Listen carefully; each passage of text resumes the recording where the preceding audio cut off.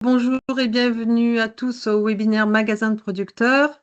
Ce webinaire est organisé par l'Association nationale de développement agricole TRAM et la Fédération nationale des magasins de producteurs en vente directe. Je suis Valérie Paumet, je suis chargée de mission à TRAM et en charge du développement de la fédération. Et je vais animer ce webinaire avec le soutien de Flora Pellissier de TRAM qui va s'occuper du chatter et des questions des auditeurs.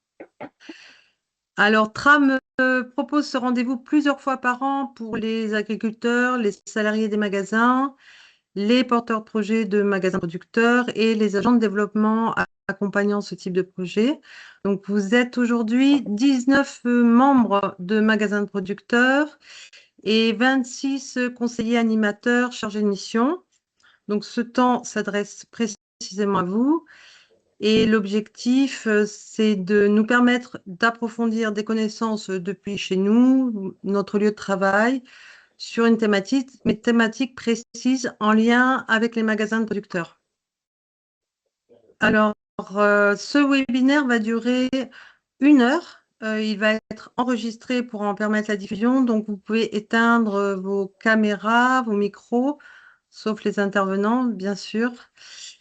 Le but aujourd'hui va être d'explorer la thématique des formes juridiques des magasins de producteurs et aussi de prendre un temps sur les avancées de la fédération sur le cadre réglementaire des magasins de producteurs. Alors, nous avons choisi de traiter ce sujet car il y a régulièrement des demandes d'accompagnement sur le choix des statuts. Alors, ça peut être pour des magasins en création, mais aussi quand il y a des renouvellements d'équipes, des transmissions, des changements d'échelle. Il y aura une première partie que je vais présenter sur les formes juridiques mobilisées et mobilisables par les magasins de producteurs. Ensuite, on aura 4 témoignages de différentes formes juridiques de magasins de producteurs. Et à l'issue de ces témoignages, on prendra une dizaine de minutes sur des questions-réponses avec les participants. Et puis enfin, on prendra une dizaine de minutes avec la fédération pour prendre connaissance des avancées, des enjeux réglementaires. Alors, aujourd'hui, je vous partageais déjà mon écran.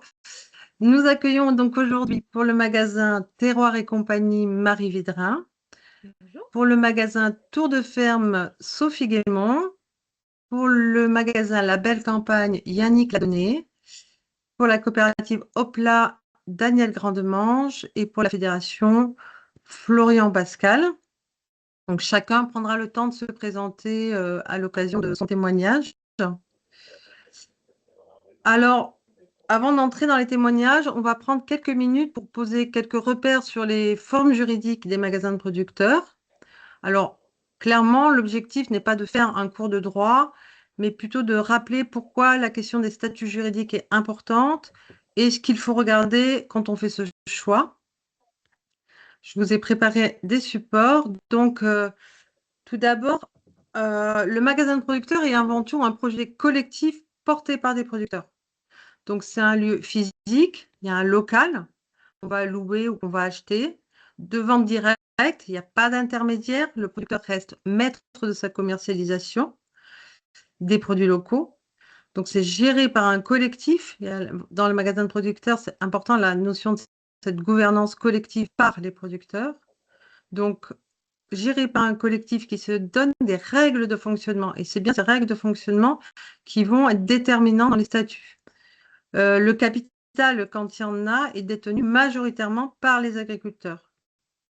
Alors, il y avait une question qui a été posée en amont du webinaire sur la question de l'approvisionnement. Donc, dans les magasins de producteurs, l'approvisionnement auprès des non-membres est plafonné à 30% du chiffre d'affaires.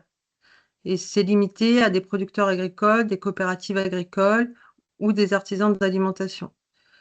Donc, ce point de vente collectif va nécessiter la mise en place d'une entité juridique distincte de celle des producteurs membres, parce qu'elle va réaliser des actes juridiques. Donc, je vous en ai listé quelques-uns. Donc, ouvrir un compte bancaire, conclure des contrats de mandat de vente, embaucher des salariés, louer ou acheter un bien immobilier, réaliser des investissements, etc. Et donc, le dépôt des statuts va être un acte fondateur, mais c'est surtout, il va symboliser l'engagement des producteurs dans le magasin. Et on va voir que la question de l'engagement est souvent au cœur des réflexions qu'ont les collectifs. La forme juridique n'est pas qu'une formalité administrative. En fait, elle va déterminer beaucoup de choses dans la vie du magasin.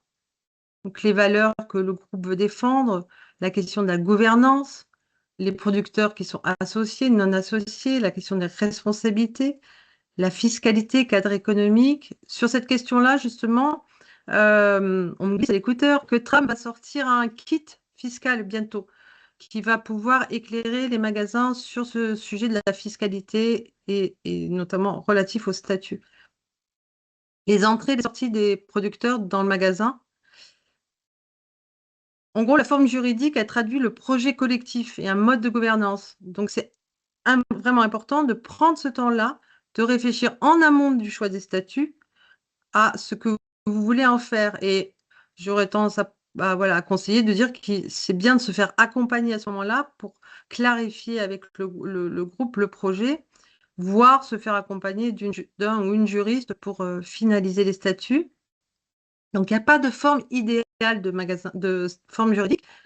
Ça dépend de l'histoire du projet, du nombre de producteurs, du niveau d'implication souhaité, de la stratégie économique, du degré de coopération qu'on recherche. Bon, bref, il y a une vingtaine de critères comme ça qui vont orienter plus ou moins les statuts. En gros, il y a 6 grandes formes juridiques: l'association régie par la loi 1901, la société à responsabilité limitée, la société en action simplifiée, les coopératives agricoles et groupements d'intérêt économique. Là, je vous ai préparé un visuel de comment sont réparties ces formes juridiques sur le territoire national, sachant qu'au niveau de la fédération, on a recensé à peu près 560 magasins. Là, on a pu caractériser 446 magasins renseignés. Et ce qu'on peut en dire, c'est que déjà, il y a un effet de date de création. Les associations, les GIE ont tendance à être plus anciennes que, par exemple, les SAS, qui sont plus récentes. Mais il y a aussi un phénomène région. Il peut y avoir dans des régions des formes prédominantes qu'on peut expliquer parce qu'on connaît des magasins, donc on va reproduire, ou parce que ça peut être lié à des cahiers des charges, des subventions publiques. L'effet réseau aussi, quand il y a un réseau, ben, et plutôt sous un type de forme juridique, eh bien, ça amène les magasins à faire de même. L'idée, c'est que même si dans une région, il y a une forme dominante, c'est quand même important que vous choisissiez votre forme juridique en fonction de votre projet, de votre collectif. Certaines formes sont exclues des formes juridiques qu'on utilise pour les magasins producteurs, les sociétés civiles agricoles, les syndicats. Alors, c'est théorique parce que dans les faits, c'est pas vraiment ça, mais SNC, SA, SICA, SCOP, etc. La question a été posée dans le formulaire d'inscription aussi sur est-ce qu'on peut créer deux entités. Donc oui, il est courant que des groupes choisissent de séparer l'investissement immobilier de l'activité commerciale, par exemple en créant une société civile immobilière qui ensuite loue les locaux au magasin. Pour aller plus loin sur cette introduction, vous avez une ressource intéressante sur magasindeproducteurs.org. C'est une fiche qui revient sur comment choisir son statut juridique pour un magasin de producteur. Et bien sûr, de prendre en compte le cadre réglementaire, dont on reviendra tout à l'heure là-dessus, sur les spécificités des magasins de producteurs, notamment avec l'article 611.8 du Code rural et les notes de la DGL. En conclusion, il n'y a pas de modèle unique, ça doit s'adapter à votre collectif, à votre magasin, vos valeurs, votre identité. Et c'est justement pour illustrer cette diversité qu'on a fait appel à 4 témoignages avec des statuts très différents pour voir comment c'est arrivé dans leur collectif et comment ils le vivent. Donc là, on va aller sur les témoignages. Et donc, je vais accueillir tout de suite Marie Vidrin. Bonjour Marie, merci d'avoir accepté l'invitation. Donc Marie, de l'association du magasin Terroir et compagnie qui a été créée en 2018 Est-ce que vous pouvez nous présenter déjà votre rôle dans le magasin, votre magasin, les raisons du choix de l'association, ses avantages et limites? Oui, bonjour à tout le monde. Donc, notre association de producteurs Terroir et compagnie est située à Plélan-le-Grand en Ille-et-Vilaine. Le magasin a été créé en 2018 sous forme associative collégiale, donc une gestion horizontale où une personne égale à un vote et où les décisions sont prises à l'unanimité. Le magasin a une surface de 70 mètres carrés, plus 20 mètres carrés de réserve, plus une petite cuisine et des sanitaires. Ce sont des locaux qui nous sont attribués par la mairie avec un loyer très favorable. Donc, on est très soutenu par la mairie. Nous sommes actuellement au bureau, on va dire, entre 5 et 6 associés, beaucoup moins qu'au départ où nous étions 12. Nous avons une salariée depuis 2023, enfin depuis 1 an et demi. Nous avons une salariée à 24 heures par semaine. Notre chiffre d'affaires est de 170 000 euros, donc c'est le montant des ventes que nous réalisons. Ce n'est pas le montant qui reste après pour le magasin, c'est le montant des ventes. Donc pour l'instant, on est encore assez petit, mais on se développe plutôt favorablement. Nous avons 55 apporteurs dans notre réseau local avec des contrats de mandat plus ou moins bien faits et des implications et des taux de prélèvement différents selon le degré d'implication. On a 3 statuts différents, un statut d'actif, un statut intermédiaire et un statut de déposant. Je ne sais pas si je dois aller plus loin là-dedans, c'est pas nécessaire. Voilà. Et ben, si je peux donc parler un peu des avantages du statut associatif, ben, d'abord, c'est sa facilité de mise en œuvre et la gratuité de sa création. Il suffit donc de réaliser les statuts, une charte qui correspond aux valeurs du magasin. Donc nous, on était quand même un collectif très engagé avec une vocation militante où l'humain était au centre du projet et la promotion de l'agriculture paysanne qui était essentielle. On est un collectif à la fois de paysans et d'artisans. Donc il y avait un côté militant très fort, idéologique, avec oui voilà c'est ça, voilà c'est ça, avec un faible droit d'entrée de 30 euros. Maintenant on l'a fait disparaître ce droit d'entrée. L'avantage de ce statut, c'est d'avoir le soutien de la mairie, de pouvoir enfin, on a pu demander des subventions très importantes parce que ça nous a vraiment aidé, notamment sur le salariat, qu'on ne pouvait pas autofinancer et qu'aujourd'hui, grâce à cette subvention, on a pu autofinancer, développer le magasin, etc., etc. Donc ça, c'est chouette. Enfin, le statut associatif, j'imagine, permet ça plus facilement qu'un statut privé. Voilà, il y a des aides vraiment, vraiment importantes en fait. Enfin, on s'est aperçu de ça. Alors c'est très laborieux, ça demande beaucoup de temps et c'est compliqué, mais si on y à force de sueur, on y est arrivé et ça nous a quand même porté quoi. Voilà. Qu'est-ce que je peux dire sur le plus? Voilà, ben, je pense que j'ai à peu près fait le tour. Vous avez, ouais, Oui. pardon, vous avez aussi dans le plus l'intervention de bénévoles citoyens aussi, Oui, c'est tout ça? à Ça fait, permet oui, ça oui, c'est aussi. ça. On a aussi des bénévoles, tout à fait. Oui, oui, des bénévoles qui apportent leur temps, leurs idées, qui amènent de la richesse au magasin, là où parfois l'équipe d'actifs se fatigue. Donc des fois, on remarque même des bénévoles qui s'impliquent plus que certains actifs. Voilà, ça c'est un peu fou, mais oui, heureusement on a des bénévoles citoyens clients, voilà, qui nous soutiennent beaucoup. Ouais. Et voilà, et bah, ça permet d'aller vers le négatif qui est que, bah, en fait, on se cache un peu dans le statut associatif. Il y a une forme de légèreté où en fait, on peut facilement fuir nos responsabilités et ne pas se considérer comme un responsable de magasin, mais plutôt comme un bénévole qui fait un peu comme il veut. Alors, on a un règlement quand même, il y a un cadre qui est posé, mais qui est facilement transgressable. Je ne sais pas si ça se dit. On peut un peu, chacun fait un peu à la carte, hein, et au final, eh ben, ça tue le projet premier qui est celui d'une solidarité entre humains avec une vocation militante pour soutenir un mouvement et en fait ça fait l'effet inverse et que ça crée des frustrations Et là où on voulait justement une décision collective et unanime, on se retrouve à avoir des tensions parce qu'une inégalité d'investissement et de responsabilisation. Et ça, j'ai l'impression qu'on peut vite se cacher derrière ça avec le statut associatif, puisque personne n'a déposé d'argent, personne n'est investi outre mesure, ou en tout cas pas au-delà de ce qu'il peut et pense pouvoir faire. Et donc, ça crée des disparités qui sont pas... Voilà. Aujourd'hui, tous les fondateurs sont partis. Donc, on se retrouve avec des personnes plus ou moins nouvelles.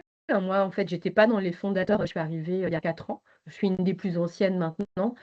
Et on est à s'interroger puisque le mouvement à l'intérieur s'étouffe, alors que le magasin prend son ampleur, prend son envol, se développe très, très favorablement. On a une salariée qui amène beaucoup de structures, qui amène beaucoup de bonnes choses. Mais nous, à l'intérieur de la tête pensante du projet, on s'essouffle et les gens partent. Voilà. Donc là, on est à un moment où on s'interroge comment revoir ça. Et moi, je me suis demandé si ce n'était pas le statut qui ne collait plus. Voilà, donc c'est aussi pour ça que je me suis intéressée à cette question et que je viens témoigner aujourd'hui de ça. Voilà. Après, le statut associatif, je pense qu'il a bien collé à notre projet de magasin pour le démarrage. Maintenant, à savoir, est-ce que c'est ça qui pêche ou pas? Là, on est en réflexion. Voilà. Merci. Donc, effectivement, l'idée est que pour démarrer, c'est facile. Il y a peu d'investissement. Mais donc, sur un collectif là qui est un peu en souffrance et sur l'idée, est-ce que les statuts peuvent rebooster le collectif? On va voir que voilà, c'est pas forcément lié à la forme juridique et que la question de l'investissement, elle va sûrement se travailler ailleurs. Et donc, c'est pour ça que vous hésitez sur l'idée de changer ou pas de statut. Est-ce que c'est vraiment une solution? Voilà, à suivre. Et du Ouais, coup, merci beaucoup Marie. Et du coup, on va merci. pouvoir aller en transition comme ça d'une association sur un couplage SASU, SASU. Est-ce que une association qui va se coupler avec une autre entité peut donner de la dynamique aussi? Donc, on va accueillir maintenant Sophie Guémont du magasin Tour de Ferme, donc magasin créé en 2013, qui a fait un montage hybride association SASU. Euh, bon, alors je ne sais pas, Sophie, est-ce que c'est... Je ne vois pas Sophie. Je suis là. Ah, Est-ce que ok, tu m'entends? pardon. Oui, ça y est, c'est bon. Tout va bien. Bonjour, merci d'être venue. Donc, Sophie, est-ce que vous pouvez donc effectivement donc, vous présenter votre rôle dans le magasin et les raisons de ce choix de cette forme hybride avec ses avantages et limites de cette format? Bonjour à tous. Donc, Sophie Guémont, moi je suis agricultrice à Fleury-la-Rivière dans l'Indre et ça fait presque 20 ans qu'on fait de la charcuterie. Donc, le magasin Tour de Ferme, on l'a ouvert en 2013. Donc, nous, on a créé dès le départ une association couplée à la SASU. Donc, on était 10 membres associés. Donc, les 10 fermes associées ont créé une association et l'association est l'associé unique de la SASU. Donc, ça fait maintenant 12 ans depuis le démarrage que ça s'articule comme ça. Pour nous, en fait, quand on a démarré en 2013, on ne savait pas trop comment créer une structure commerciale et comment faire pour calculer la valeur de part, comment faire. Donc, il y en a qui sortaient de parcours à l'installation avec déjà des grosses mobilisations financières sur l'achat de parts, valorisation de parts. Donc, on voulait créer quelque chose d'assez souple, d'assez rapide, d'assez facile. Donc, on a créé une association. On avait envie de faire le projet, on n'avait pas trop d'argent et on a fait une association et on est parti comme ça. Voilà, donc au départ, en fait, le magasin, il n'a pas quasiment pas de part sociale. On a tous mis 500 €. On a constitué le capital de la société comme ça. Alors, ce qui est intéressant avec l'association, c'est que j'imagine que, comme dans d'autres collectifs, il y a un moment, avec l'épreuve du temps, on est tous plus ou moins raccordés. Et donc, il peut y avoir des gens qui partent, des gens qui rentrent. Et dans une association, eh ben, c'était beaucoup plus facile de pouvoir en sortir ou de pouvoir en rentrer. Si surtout s'il y avait des gens avec qui on s'entendait plus, on a eu envie de faire sortir, on les a exclus de l'association, hein, ça arrive. Et puis des gens qui sont rentrés, qui ont pu rentrer facilement, en fait, faire une période d'essai d'1 an, de 2 ans. Il n'y a pas besoin d'un gros capital, il n'y a pas besoin d'une grosse mise, l'envie de travailler, l'envie d'être dans le collectif et l'envie de s'investir. Donc pour nous, ça a toujours été assez souple, hein, et les entrées-sorties d'associés se sont fait comme ça. Alors après, au niveau de l'association, on fonctionne un petit peu en style de coopératif. On est vraiment sur une ferme, une voie. Donc on est 10 associés. On fait une réunion tous les mois. Donc on est vraiment sur un fonctionnement collégial où on essaye de tout s'investir. Et c'est pas proportionnel au chiffre d'affaires. Après, ça c'est dans les faits. Dans les faits, il y a toujours, c'est la vie, dans la vraie vie d'un collectif, hein. Il y a des choses plus ou moins faciles, des gens qui sont forcément plus impliqués, d'autres qui le sont moins. Donc, il faut essayer de faire bouger la mayonnaise de tout ça pour que ça avance dans le bon sens et dans le sens du collectif. Alors, l'important, donc nous, ce qui marche, donc on a une grosse équipe de salariés. Ce qui est important, c'est quand même qu'il y ait un bon binôme aussi entre l'association, avec le président de l'association et le président de la SASU, parce que chez nous, c'est deux personnes différentes. Il y a le président de l'association qui représente l'association et le président de la SASU qui est le représentant légal de la société commerciale qui signe le bail. C'est la SASU qui signe le bail, qui emploie les salariés, qui gère tous les contrats de revente. Donc, c'est l'intérêt un peu d'avoir un binôme de 2 producteurs qui emmènent un petit peu le groupe, plus une responsable de magasin qui fait aussi beaucoup de travail au quotidien. Voilà ce que je pouvais dire. Ok, et oui, effectivement, cette idée du binôme qui doit bien fonctionner entre les deux, et l'idée que la SASU, elle, porte l'activité commerciale. Donc, c'est elle qui en a... Depuis le départ, c'est la SASU qui porte toute l'activité commerciale, qui a fait les emprunts pour tout l'aménagement, qui a refait tous les investissements. Enfin, il s'occupe de tout, quoi. L'association, aujourd'hui, c'est un petit peu une coquille vide. Enfin, l'association, c'est la réunion de tous les associés pour être associé unique de la SASU. Elle a à la fois son importance, mais juridiquement, on fait juste une cotisation annuelle minimum pour continuer à la faire vivre, mais elle ne porte rien au niveau de l'activité, mais au niveau du sens et au niveau du collectif, c'est très fort, parce que c'est l'association qui a exclu des gens parce qu'on n'était pas d'accord sur le mode de fonctionnement, sur notre règlement intérieur, et c'est l'association qui a accueilli des nouvelles personnes qui avaient envie de s'investir. Donc, c'est l'idée d'enlever la responsabilité financière aussi au groupe, elle est portée par la SASU. Voilà, la responsabilité, elle est par la SASU. Et là aussi, on a été très soutenus, que ce soit par la banque, il n'y a pas de garantie. C'est vrai qu'aujourd'hui, ça peut paraître d'extérieur un montage qui est assez simple, assez souple, mais nous, ça nous a vraiment aidé. Enfin, à l'origine du projet, quand on vient d'acheter des parts d'un gros GAEC, qu'on a acheté du foncier, on n'a pas de sous pour acheter encore des parts d'un magasin de producteurs. Par contre, on a envie de s'investir humainement, on a envie de s'investir dans le travail et on a envie que ça fonctionne. Après, on n'est pas là pour tout financier et puis financiariser en permanence. Et puis après, quand on part d'une société, quand on la crée, sur quoi on se base quand on crée à partir de zéro, comment valoriser un truc qui n'a pas encore d'activité, c'est pas évident. Et puis, voilà. Ok. Merci beaucoup, Sophie Guémon, pour ce témoignage d'un modèle hybride, facile, léger et sécurisant pour les producteurs. On va aller visiter maintenant un autre montage, un autre passage. Donc, on va accueillir Yannick Ladonné du magasin La Belle Campagne qui a été créé en 2020. Yannick, vous avez fait un passage entre une forme... Déjà, vous avez de l'expérience de la forme associative. C'est ça. Vous êtes passé par la SARL pour finalement être depuis très peu de temps, je crois hier, si j'ai bien compris, une SAS. Donc, est-ce que vous pouvez un peu brosser le tableau des choix qui ont été faits, des avantages et limites de ces formes juridiques? Je vais essayer. Merci. Bonjour à tous. Alors, je suis en GAEC avec mon épouse dans les Vosges sur une ferme qui produit du lait et qui fait de la transformation fromagère. Et donc, comme vous l'avez dit, j'ai fait partie d'un groupe fondateur d'un magasin sous forme associative près d'Épinal. Et ce magasin-là a 15 ans aujourd'hui.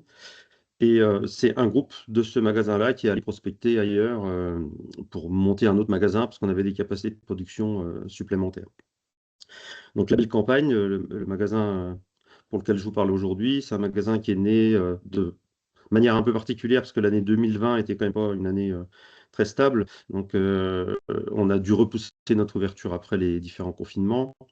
En 2020, donc, avec une salariée dès le début euh, de notre activité et dans un bâtiment en location avec de très gros investissements. Et donc là, je dirais qu'il n'y avait pas le choix d'avoir une structure. En tout cas, les banques nous demandaient une structure qui permettait d'avoir un capital social important pour toutes les garanties bancaires, quoi. Donc aujourd'hui, ce magasin, il était à 16 associés à l'ouverture et aujourd'hui, on est à 14 associés. C'est-à-dire qu'il y a eu 2 départs dans notre transfert SARL, SAS. Aujourd'hui, on a 2 salariés et on approche les 1,7 million de volume d'activité. Pour reprendre l'histoire de la SARL, en fait, hein, parce qu'on a quand même vécu 5 ans en SARL, cette SARL existait auparavant sur un autre projet, en fait, mais avec quasiment les 3/4 des producteurs qu'on retrouve dans le projet actuel. Une SARL qui avait été montée initialement avec une répartition des parts en fonction d'un prévisionnel de chiffre d'affaires chacun, donc ce n'était pas égalitaire à ce moment-là, mais qui correspond à peu près à ce qu'une SARL, enfin normalement la SARL est plutôt sous cette forme, c'est-à-dire qu'elle permet la représentation en apport de capitaux et en voix. Ce modèle nous plaisait peu parce qu'on voulait qu'une ferme, ça soit une voix dans les décisions et dans le fonctionnement général. Donc à l'ouverture de la campagne en 2020, on a retransformé cette SARL en part égalitaire, donc de 2 000 € de part sociale par ferme, en laissant partir des gens qui étaient sur le projet initial et en accueillant des nouveaux producteurs qui se trouvaient plus proches de ce nouveau projet. Donc on était 16 associés avec 2 000 € de part sociale chacun. Sur les 5 ans de notre activité, voilà, il y a eu deux départs récents hein, dans la dernière année là, qui nous précèdent. Et la forme SARL amène une petite lourdeur administrative quand même quand on doit faire des mouvements d'associés. Et c'est donc ce qui a un peu motivé notre transfert en SAS. Comment dire, je parle de transfert, en fait, c'est une transformation, c'est-à-dire que la société garde le même numéro de SIRET. Les associés restants, c'est-à-dire les 14, sont les mêmes. Le montant des parts sociales s'est transformé en actions. Parce que voilà, dans une SAS, on parle d'actions, mais les montants sont les mêmes. Et autre motivation. Donc, première motivation, c'était pouvoir gérer les mouvements d'associés, entrée et sortie. Parce qu'on sait aussi qu'on va prochainement avoir des départs en retraite. Enfin voilà. Même si le magasin est jeune, c'était pas que des jeunes qui ont monté le magasin. Voilà. Donc, c'est une anticipation aussi de ces mouvements d'associés possibles. Et autre motivation, c'est d'améliorer améliorer notre gouvernance. On n'arrivait pas à stabiliser, on n'arrivait pas à trouver en fait la bonne formule dans la SARL. Autant nous, en association, dans le magasin initial, c'est facile, une association, il y a un bureau, un président, etc. Je sais pas, ça a tout de suite permis d'avoir les fonctionnements qui nous convenaient. Là, en SARL, il y en avait 3 gérants, dont 2 qui ne s'impliquaient pas en tant que gérants. Ça ne veut pas dire qu'ils faisaient rien, mais pas en tant que gérants, en tout cas. Et puis, une difficulté à faire prendre des responsabilités à d'autres. La SAS, en imposant le président et un ou des directeurs, nous a permis en fait, de clarifier toute l'organisation des tâches, techniques, administratives, financières, etc., qui sont à suivre pour gérer le fonctionnement du magasin. Je précise en même temps que je vous dis ça que les 2 salariés sont vraiment des salariés qui sont à la vente, c'est-à-dire qu'ils n'ont pas de tâches administratives. C'est les producteurs qui les gèrent. Voilà. Petite parenthèse par rapport à ça. Et du coup, on a un président qui fonctionnait comme un président qui n'avait jamais voulu assumer ces parts-là. Des gens qui se comportaient comme des directeurs, mais c'était pas clarifié qu'ils avaient, entre guillemets, un pouvoir de décision. Tout était collégial et rendait tout très lourd, c'est-à-dire que chaque réunion mensuelle nous obligeait, en quelque sorte, à avoir quasiment toujours vérifié un quorum permanent, des prises de décision qui puissent être assumées, etc. Donc, je trouve que ça a clarifié notre gouvernance. Une chose on avait parlé quand on a préparé webinaire, une chose qu'on s'est imposée, parce qu'on avait très peu de candidats pour les différents postes quand même, c'est qu'on a décidé que pour chaque nomination, besoin de représentation, en fait, s'il y avait un candidat, on passait au mode d'élection. S'il n'y avait pas de candidat, on passait à une élection sans candidat, et donc auquel cas, il fallait dégager une majorité.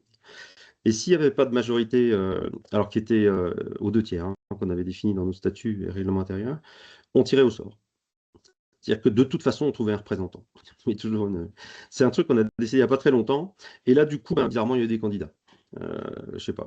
La peur du tirage au sort, la peur de. Mais voilà, ça nous a aidé à mettre en place cette partie. Effectivement, ça relève qu'est-ce- pas ouais, pardon. Ça relevait Pardon. pas effectivement de la forme juridique, mais je trouvais ça Ouais. intéressant de Ouais, témoigner dans la manière c'est de pour ça que j'en ai d'élire. parlé, parce que c'était une Oui. forme de choix de Mm. représentation. à Et fait. puis, je vais juste finir sur la partie de transformation pure, enfin, techniquement, comment on l'a faite, quoi. On s'est fait aider quand même par des juristes, parce que il y a quand même des subtilités juridiques à mettre dans la transformation statutaire.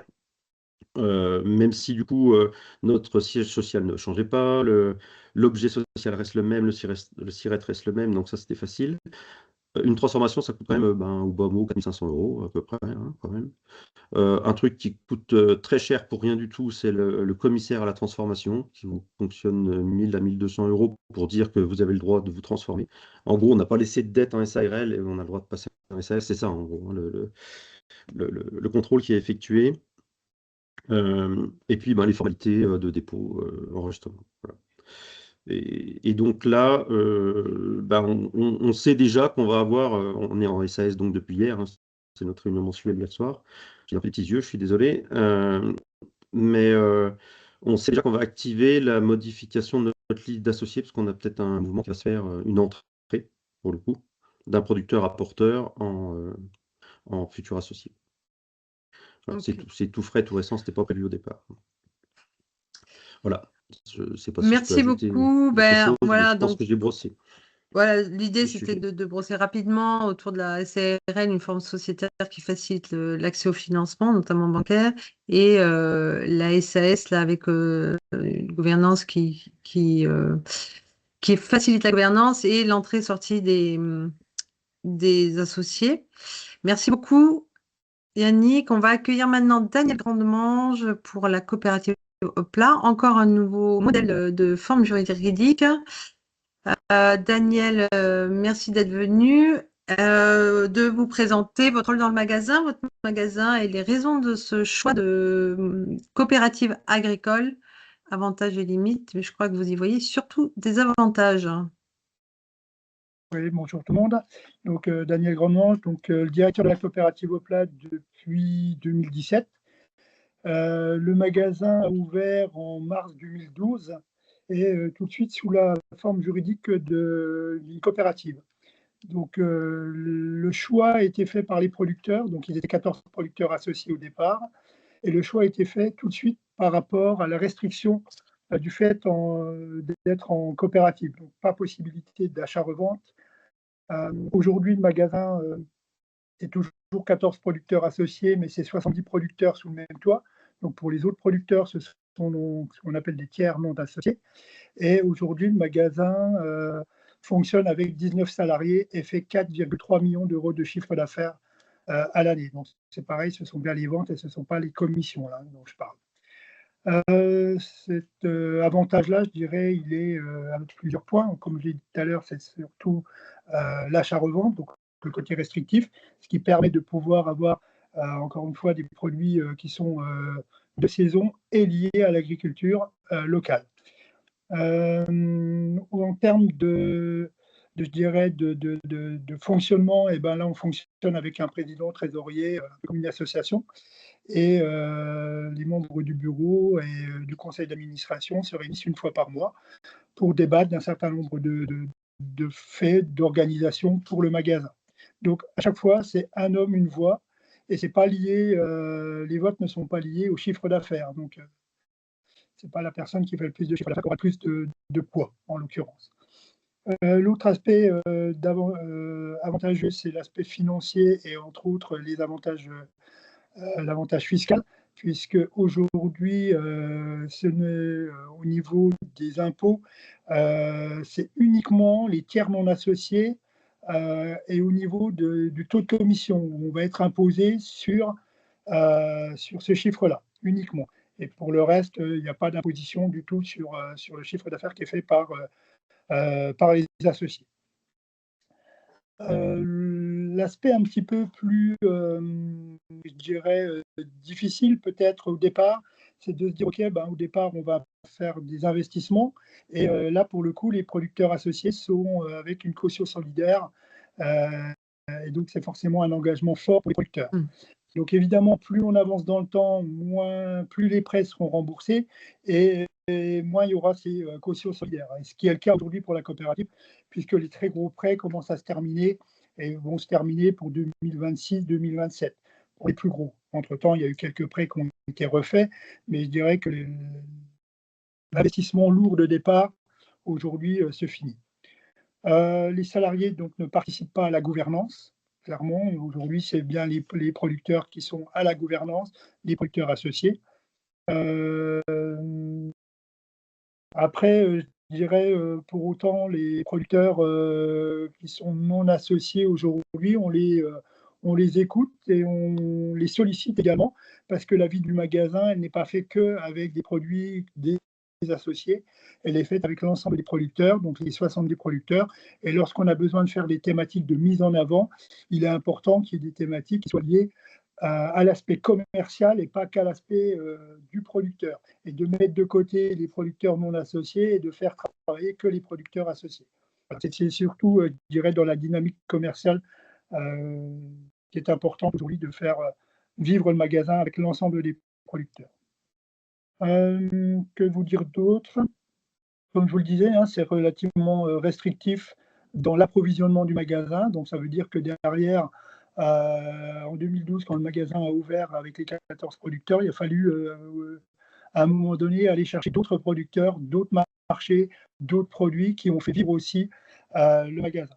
Le magasin, je l'ai pas dit tout à l'heure, mais c'est 360 mètres carrés de surface de vente. C'est 360 mètres carrés de surface arrière avec chambre froide, labo de découpe pour la partie viande, cuisine, puisqu'on va travailler des plats du jour tous les à-midi en liaison chaude et on fait de la partie traiteur en liaison froide. Ça, c'est une grosse activité aujourd'hui sur le magasin. Et puis, on va avoir 360 mètres carrés à l'étage de surface, je dirais, administratif, locaux sociaux, et voilà. Voilà en gros la répartition. Que vous dire d'autre? On va aller sur une forme de conclusion autour donc des avantages de cette forme juridique autour de. Mais déjà, moi, ce que j'avais retenu dans notre échange, c'est cette idée que c'est très, très ancré dans l'identité agricole. Ça empêche des brèches vers d'autres types de commercialisation, pas d'achat complémentaire et des avantages fiscaux et voilà, avec l'idée que c'est une forme juridique qui était exigeante mais très cohérente avec justement ce projet que vous décrivez, de projet de grande taille avec des investissements lourds, voilà, qui sont bien adaptés donc à la société coopérative agricole. Merci beaucoup pour ce témoignage. on va arriver au bout on va prendre maintenant les questions des participants. Donc là, je vais me tourner vers Flora. On va avoir 5 minutes après d'échange possible, pas Oui. 10. Alors, oui, donc il y avait quelques questions. Donc il y avait une question de Florine qui demandait à réexpliquer le côté pas d'achat-revente. Donc effectivement, Florian a déjà répondu. Donc c'est le fait que dans le magasin de Daniel, donc la coopérative, le magasin n'achète pas et ne fait pas l'acte d'achat et de revente des produits. Et les tiers associés, c'est effectivement les producteurs qui sont en dépôt-vente. Daniel, c'est ce que tu voulais. C'est bien ça, c'est ça. C'est à quoi tu te référais? Ok. Voilà. Ils ont un contrat de mandat. Ils ont un contrat de mandat, donc ils fonctionnent. Florine, je ne sais pas si ça répond bien à votre question. Vous pouvez compléter si vous avez. C'est OK? Oui, je n'avais pas très bien compris. Il y a une partie des 14, c'est ça, qui sont sociétaires de la coopérative et les tiers non associés qui font du dépôt-vente. C'est ça, exactement. OK. Merci. Et ensuite, il y avait une question de Katia qui n'a pas bien compris l'imposition, en fait, les règles d'imposition dans la coopérative. Est-ce que Daniel, tu peux réexpliquer un petit peu le fonctionnement? Donc en fait, le magasin génère du chiffre d'affaires, donc comme je l'ai dit, 4,3 millions. Dans ces 4,3 millions, c'est bien les ventes sorties caisse. Là-dedans, évidemment, il y a des taux de commission. Donc il y a 3 taux de commission aujourd'hui à la coopérative qui sont les taux de commission pour les associés avec permanence, les associés sans permanence et donc les fameux tiers non associés, donc les dépôt-vendeurs. Aujourd'hui, les associés avec ou sans permanence, ceux-là, aujourd'hui, il n'y a pas d'imposition sur l'ensemble du chiffre d'affaires qui est réalisé, que ce soit chiffre d'affaires moins le taux de commission. Et aujourd'hui, les impôts vont venir nous chercher, si vous voulez, vont nous calculer effectivement un impôt uniquement sur le chiffre d'affaires réalisé par les tiers non associés, donc les dépôts-vendeurs, et sur la partie de 33, enfin en l'occurrence le taux de commission qui est de 33%. Donc c'est bien sur ces 33%-là qui vont, enfin l'État va nous calculer, en tout cas les impôts vont nous calculer effectivement ce qu'on leur doit en termes d'imposition. Voilà. C'est quoi? Ce qui fait qu'aujourd'hui la coopérative, parce qu'en plus il y a des paliers, hein, ce qui fait qu'aujourd'hui la coopérative clairement ne paye pas d'impôt du tout sur les sociétés en termes de chiffre d'affaires et de résultats. Voilà. Ça, c'est aussi un avantage important. Après, Daniel, quand tu parles de commission, tu pensais à la TVA? Non, les taux de commission, c'est aujourd'hui, Oui. que ce soit un associé ou un dépôt-vendeur, il y a un taux de commission qui fait qu'on garde une partie, si le producteur a vendu pour 100 €, on va garder un pourcentage sur ces 100 € pour faire fonctionner le magasin. Mais ça, c'est valable dans beaucoup de... Oui, bien sûr. Mais ce que je veux dire, c'est que sur la fiscalité de ces taux de commission, tu te réfères à la TVA, non à l'IS. Non, pas sur la partie TVA, sur la partie un peu sur les sociétés. D'accord, un peu sur les sociétés. D'accord. Oui. Bon, la TVA, on la donne, enfin, on l'a déclarée. Très bien. Question de Guillaume.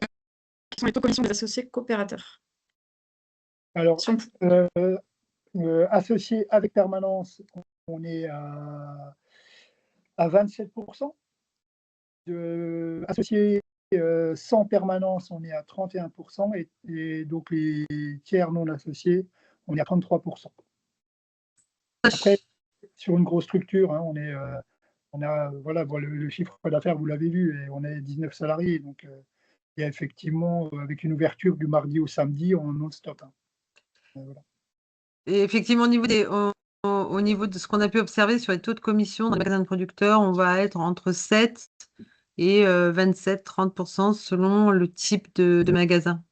C'est la dernière question. Florian, tu voulais réagir, mais après, ça tombe bien de façon derrière. La parole est ouverte. Une réaction et après on passe à la fédération? Florian? Alors, Non? je prends la parole, mais pas par rapport à ce que je dois dire par rapport à la fédération. J'ai plusieurs remarques à dire par rapport à ce qui a été changé. Euh, la première, ça concerne Marie concernant le statut associatif. Euh, le statut juridique n'a rien à voir avec l'importance du volume des ventes réalisées. Moi, j'ai été président jusqu'à il y a 3 ans d'une association qui dirigeait un magasin de producteurs pour lequel le budget prévisionnel de 2026 va avoisiner les 2 millions d'euros de vente. Donc, c'est vraiment le projet collectif et la capacité à animer ce collectif-là qui fait que l'association a pu perdurer dans le cas de mon magasin de producteurs, qui en effet a commencé avec une première année d'exploitation il y a 15 ans de cela, avec de mémoire 250 000 euros de chiffre d'affaires de vente. Euh, un petit détail concernant les coopératives, quand Daniel disait qu'il n'y a pas d'achat-revente au niveau de sa coopérative, c'est parce que, a priori, c'est les statuts de la coopérative, ou en tout cas ces statuts, ne le permettent pas. Attention, une coopérative, normalement, c'est une organisation qui a été créée entre producteurs pour mettre à disposition une organisation ou des moyens pour ses associés. Donc, en effet, par principe, une coopérative de magasin de producteurs monté par sous forme de coopérative, le rôle, c'est de mettre à disposition et de faire gérer l'outil. Ce n'est pas fait pour acheter et revendre. Mais à nuancer et vérifier si dans l'autre coopérative, on peut éventuellement cette notion d'achat-revente. Par rapport aux avantages fiscaux, ne pas négliger non plus l'exemption de la CFE pour les coopératives. C'est quand même quelques centaines, voire milliers d'euros économisés en fonction du montant du budget de la coopérative. Mais ma question était principalement pour Yannick, concernant le changement de statut SARL en SAS. Quid, en tout cas, comment avez-vous fait pour la réévaluation de vos parts sociales et donc de la valeur des parts? On prend maximum 2 minutes pour la réponse, vraiment. Merci. Ça va aller vite. Super. J'avais levé la main aussi parce que je voulais réagir sur l'histoire de l'achat-revente, parce que moi je suis dans un magasin en association et un SARL SAS, donc depuis peu, où on ne pratique pas non plus d'achat-revente. C'est-à-dire que nos statuts ne l'imposent pas, enfin la forme juridique ne l'impose pas, mais nous, par choix, on ne le pratique pas. Voilà, ça c'était juste sur ce point. Et donc pour la réévaluation des parts, on a décidé de ne pas réévaluer les parts, parce que ça c'est notre libre choix. Donc, si, on a demandé à notre juriste et à notre comptable. Ça aurait pu être le cas, hein, mais on a décidé de ne pas le faire. Donc, il n'y a pas eu de révélation des parts. Voilà. Okay. Et il y a encore des questions au niveau fiscal. Et donc, je l'ai signalé au début, la Tram va sortir un kit fiscal. Donc, je pense que toutes ces questions, ces détails, CFE seront dans ce kit-là. Je vais vous emmener vers la fédération maintenant. Donc avec Florian Pascal qui va nous donner des nouvelles des travaux que mène la Fédération nationale des magasins de producteurs sur les enjeux réglementaires des magasins. Eh bien, Florian, je laisse la parole pour la suite. Donc je reprends en effet la parole. Pour parler de la FEMAP. Donc FEMAP, c'est l'abréviation de la Fédération nationale des magasins de producteurs en vente directe, que l'on a constituée en avril 2025, donc il y a encore moins d'1 an. L'objet n'est pas de faire la présentation complète de la FEMAP, mais en tout cas de vous rappeler que cette organisation a été créée par des producteurs et pour des producteurs, pour regrouper des réseaux de magasins de producteurs ou des magasins de producteurs, de façon à avoir une voix au niveau national pour porter le discours, en tout cas pour défendre le mode de commercialisation qui nous paraît idéal pour nous. Donc cette fédération-là, pour moi, elle a une vocation syndicale, comme un syndicat qui défendrait des valeurs sur des modèles de production. Nous, on défend, en tant que syndicat, on défend le modèle de commercialisation en vente directe dans nos magasins de producteurs. La situation, elle est un peu compliquée parce que c'est vrai que en termes de réglementation, il y a un peu des flous, puisque cette notion de magasin de producteur n'est définie que par un article du code rural, le L611-8, qui, à nos yeux, ne détermine pas, ou en tout cas ne précise pas correctement les modalités de bonne gouvernance et de bonne gestion de magasins de producteurs. Donc, c'est pour cela qu'on a constitué cette fédération, pour avant tout avoir ce rôle de plaidoyer, aussi bien pour défendre, mais aussi pour promouvoir, essayer de développer ce modèle-là. Très concrètement, sur des données objectives par rapport à ce fameux article 611-8 qui définit comme magasin de producteur, à part cette notion des 70% de volume de vente qui doit être issu des associés producteurs, il n'y a que des notions qui sont plus ou moins floues sur l'aspect de quoi est composé ce collectif d'agriculteurs, qu'est-ce qu'on appelle par production locale, la notion aussi de présence à la vente, qui n'est pas forcément définie dans cet article L611-8, et qui pour nous est quand même primordial quand on parle de vente directe. Donc c'est autant de débats que l'on veut mettre sur le tapis, en discuter et pouvoir essayer d'apporter, on va dire, un éclaircissage sur, je ne sais pas si ça se dit éclaircissage, mais en tout cas, ça illustre ce que l'on veut faire au niveau de la FEMAP. En plus, évidemment, du rôle de communication et de développement de ce modèle de distribution. Une fois qu'on a réussi à faire comprendre ces nuances-là, pour nous, il y a plusieurs enjeux réglementaires qui en découlent et qui sont importants à pouvoir porter devant le législateur pour pouvoir faciliter notre modèle de vente, que ce soit sur des aspects sanitaires avec la DGAL, ou des aspects fiscaux ou autres réglementations diverses et variées que l'on nous fait subir à l'heure d'aujourd'hui et qui n'est pas forcément justifié. Si je prends un exemple très concret que l'on a défendu là en fin de l'année 2025, c'était un contrôle de la part de la DGCCRF, donc un agent de la répression des fraudes, qui est venu verbaliser un magasin de producteurs qui étaient sous forme associative, en leur reprochant le fait qu'ils n'étaient pas certifiés bio, qu'ils ne faisaient pas de facturation et de bons de livraison, alors que par définition, puisque on estime que le magasin de producteur est le prolongement de l'activité de l'exploitation et qu'il n'y a pas d'acte de transfert de propriété entre le producteur et le magasin, il n'y a pas lieu justement d'avoir de certification bio dans ce cas-là, ni même de facturation entre le producteur et le magasin. Ce sont des arguments que l'on a fait remonter. En tout cas, c'était une doléance que le magasin a fait remonter au niveau de la FEMAP.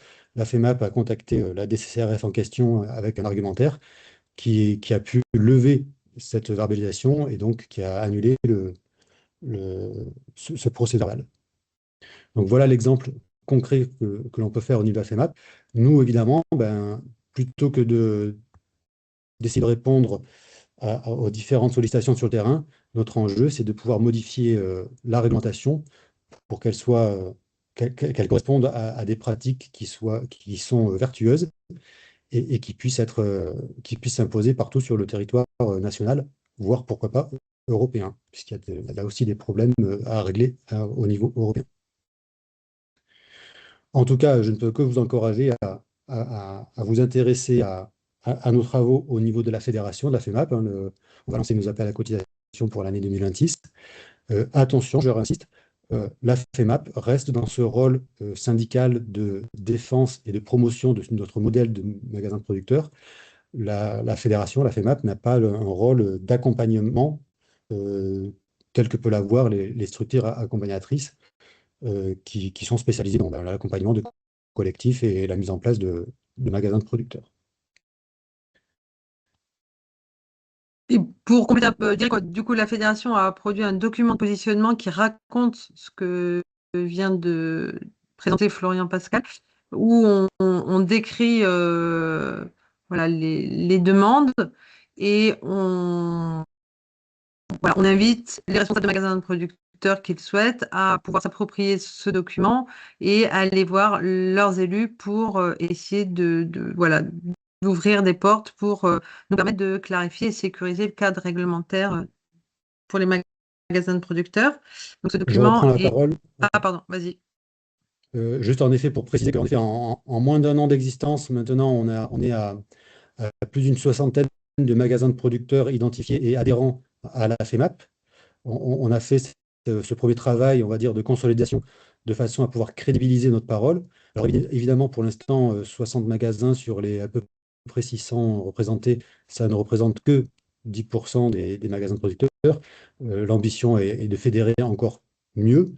Mais en tout cas, aujourd'hui, on commence notre travail de plaidoyer ou lobbying qui, avec ce document, permet d'éclaircir nos positions. Et en effet, on a besoin de remontée de terrain de la part des magasins de producteurs, que ce soit en termes soit de problématiques que les magasins rencontrent sur le terrain, mais aussi en termes de possibilités de plaidoyer et de pouvoir porter ce discours-là au niveau de nos parlementaires. On va travailler très prochainement sur, voilà, savoir quel est le meilleur véhicule réglementaire pour pouvoir modifier la loi, soit en modifiant un article de loi, soit en ayant des décrets d'application, soit en ayant des notes. En tout cas, il faut faire bouger les lignes. Voilà, et aussi, voilà, nous faire remonter à la fédération des cas qu'on n'aurait pas forcément identifiés, qui sont des nœuds pour vous. On travaille dessus, notamment dans le cadre du groupe technique national des magasins de producteurs, à clarifier ces nœuds et voir ce qu'on souhaite obtenir. Donc, n'hésitez pas à nous faire remonter tout ça et à nous faire savoir, si vous voulez, le document de positionnement de la fédération. J'ai accéléré l'affaire en disant il est déjà 26. Et en fait, on aurait pu avoir encore 2 minutes d'échange avant de conclure. Il y avait une question, je crois, Flora, c'est ça? J'ai vu apparaître quelque chose. Oui, tout à fait. Une question de Florine, donc sur dans quelle mesure avez-vous fait appel à des avocats pour écrire vos différents statuts? Et je vois que Yannick a répondu. Vous avez fait appel à des juristes de notre chambre d'écriture pour la rédaction et les formalités. Et je ne sais pas s'il y avait peut-être les autres intervenants qui voulaient répondre à cette question. Oui, je reprends la parole, Florian. En effet, moi, je peux que conseiller un collectif de producteurs qui se lancent dans l'aventure de constituer un magasin de producteurs, de se faire accompagner.